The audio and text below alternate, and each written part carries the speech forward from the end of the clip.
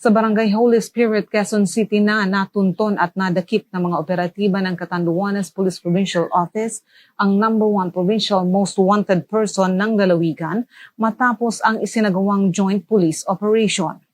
Ang suspect na isang 20 anyos na lalaki ay naiulat na nagtago sa Metro Manila bago pa man opisyal na ilabas ang mga warrant laban sa kanya.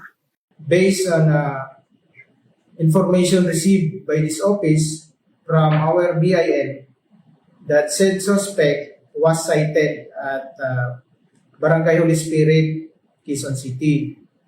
Agad na ikinasa ng Panganiban Municipal Police Station sa ilalim ng pamumuno ni Acting Chief of Police, Police Captain Marlon M. Dungkilab, katuwang ang Catanduanes 2nd Provincial Mobile Force Company sa pamumuno ni Acting Force Commander Police Major Lester B. Kililan, ang isang operasyon kasunod ng natanggap na impormasyon tungkol sa kinaroroonan ng suspect. Nakipag-ugnayan din ang Catanduanes Police sa Holy Spirit Police Station 14 ng Quezon City Police District sa ilalim ng pangangasiwa ni Station Commander Police Lieutenant Colonel Jeffrey R. Gamboa, kung saan matagumpay ngang natunton ng mga operatiba ang suspect.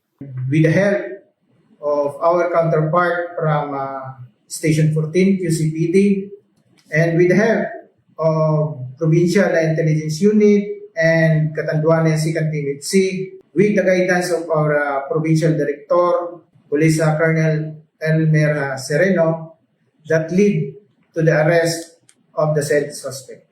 Batay sa warrant of arrest, nahaharap ang suspect sa patong-patong na kasong kriminal, kabilang ang 4 counts ng statutory rape na may criminal case numbers 11796 hanggang 11799 dahil sa pang-aabuso sa isang 17 anyos na biktima.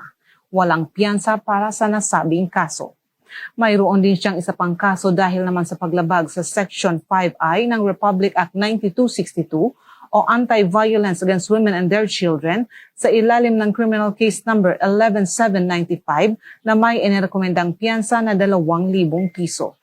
Samantala, base sa isinagawang verifikasyon sa Crime Information Reporting and Analysis System o CIRAS, ay natuklasan mayroon pa siyang hiwalay na kaso ng qualified trespass to dwelling na may inirekomendang piyansa na 18,000 piso.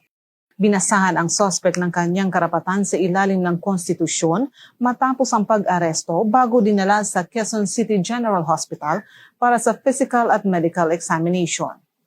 Isinailalim din siya sa booking procedure at ibinahay pabalik sa probinsya para sa kauklang disposisyon at pagpipresenta sa hukuman.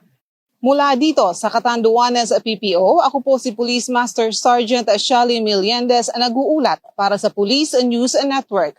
At ito ang bagong PNP para sa bagong Pilipinas, serbisyong mabilis, tapat at nararamdaman.